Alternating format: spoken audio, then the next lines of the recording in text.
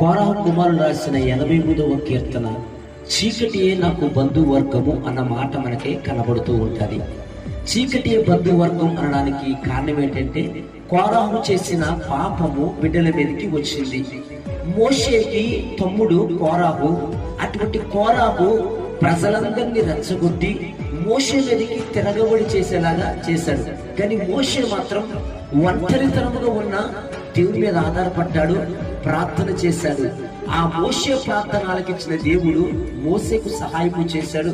ప్రజలందరినీ రెచ్చగొట్టి కోరహు మోషే మీదకి తీసుకెళ్ళుకున్నాడు. కానీ కోరహు ఒక పతనాన్ని కోరహే తెచ్చుకున్నాడు. తన పతనమును బట్టి తనకున్న శాపము ఎవరి మీదకి వచ్చిందంటే కుమారుల మీదకి వచ్చింది.